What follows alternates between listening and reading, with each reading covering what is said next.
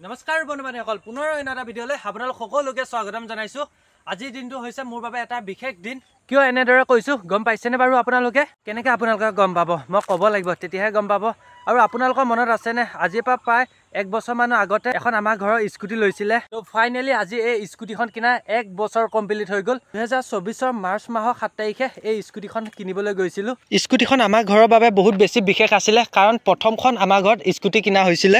মানে আৰু ইঞ্জিন থকা বস্তু, চাইকেল বাৰু আছিল বাৰু, কিন্তু ইঞ্জিন থকা বস্তুহে নাছিলে। 2 বছৰমানৰ আগৰ পৰাই মানে এই মডেলটো মোৰ ভাল লাগি আছিলে আৰু তেনেকৈ ঘৰত কৰিছিলোঁ আৰু তেনেকৈ বাৰু কিনিও দিলে মোৰ মতে। সেইকাৰণে গাড়ীখন মই বহুত মৰমত ৰাখোঁ, কিবা এটা হ'লে মানে ভয় লাগি যায়গৈ। আৰু বহুতে মানে এই স্কুটি কিনাৰ ডেলিভাৰী ভিডিঅ'টোত বহুতে কমেণ্ট কৰি সুধি থাকে কিমান দি কিনিছিলোঁ, কি কথা। এতিয়া বাৰু এবছৰ হ'ল যিহেতু, এতিয়া চাগে দাম চামো বাঢ়িলে। তো ডিলাৰত গ'লে সুধিলে গম পাব এতিয়া আপোনালোকে। এতিয়ানো বাৰু সেই ভিডিঅ'টো বহুতে কমেণ্ট কৰি থাকে যে মাইলেজ কিমান দি থাকে গাড়ীখনে।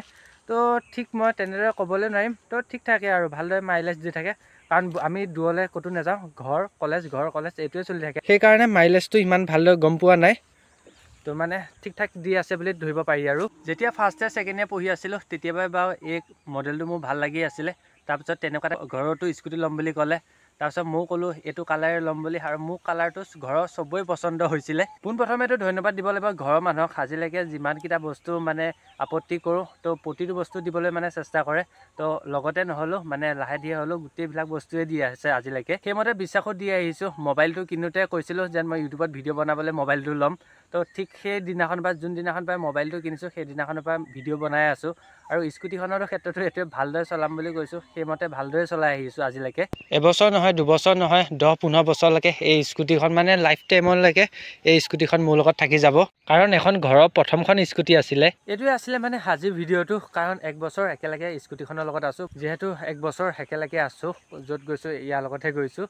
তো সেইকাৰণে ভিডিঅ'টো বনালোঁ। আৰু আপোনালোকে মোৰ চকুকেইটা চাব পাৰে, মানে যোৱা ৰাতি বৰ্তা ছোৱালীজনী বিয়া আছিলে। তো গোটেই ৰাতিটো বিয়াত থকাৰ কাৰণে চকুকেইটা মানে পূৰা ফুলি আছে। কিয় নবনালোহেঁতেন, যিহেতু স্কুটিখন কিনা 1 বছৰ হৈছে, কিয় বাৰু নবনাম ভিডিঅ'।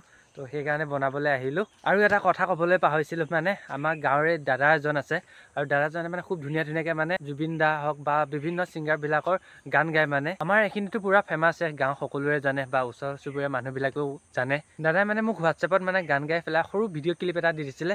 বোলো ময়ো ভাবিলোঁ ময়ো বোলো শুনিছোঁ, যিহেতু ময়ো শুনিছোঁ বোলো আপোনালোককো দেখাওঁ বোলো।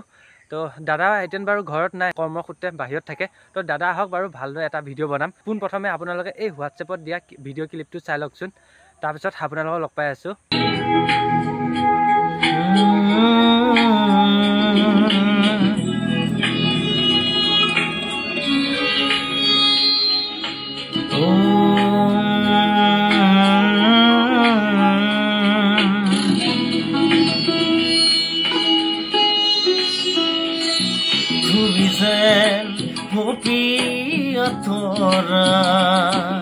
আকাশত বুধিন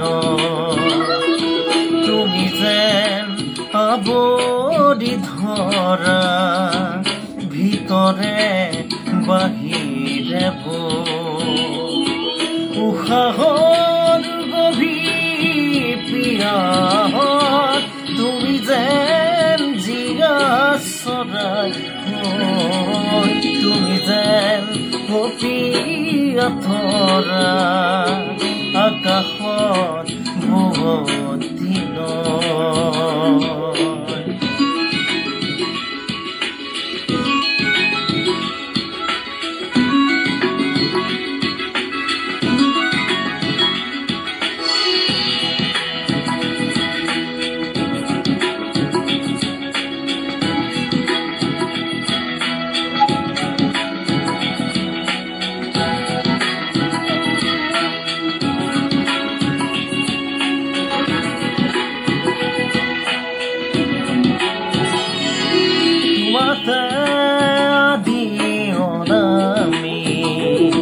তোমাৰ নামৰ গিনি উদ্ধৰে তীখা সামৰি, দুহাতৰ কোমৰ আঙুলি পুৰুষী উজাই নামনি, আবেগৰ বাগৰ সৰণি উশাহৰ গভীৰ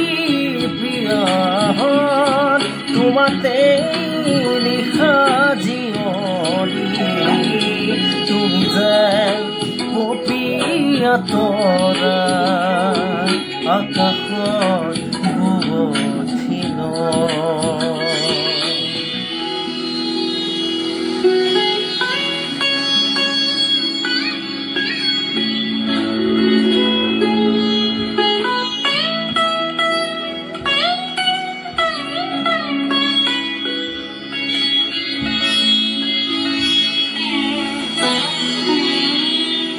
বাহি আহিব দিয়ানা দুচকুৰ হেৰাই যোৱানা সাগৰৰ নাভি খোৱানা জাগি উঠিব দিয়ানা বুকুতে শিপাই যোৱানা পথাৰৰ পৰা উশাহৰ গভীৰ পিয়াহত আদৰৰ আছো দিয়ানা তুমি যেন পপীয়া তৰা আকাশত বুৱঠিন থেংক ইউ চালেনে আৰু কেনেকুৱা পালে কমেণ্ট কৰি আপোনালোকে জনাব আৰু দাদা আহক ধুনীয়াকৈ এটা লং ভিডিঅ' বনাম এই বিলৰ পাৰতে ধুনীয়া এটা পৰিৱেশত বনামহি আৰু যদি ভিডিঅ'টো ইমানখিনিলৈকে চাই ভাল পালে তেন্তে লাইক শ্বেয়াৰ ছাবস্ক্ৰাইবটো কৰি দিব লগ পাই আছোঁ অন্য এটা ভিডিঅ'লৈ তো আজিলৈ বাই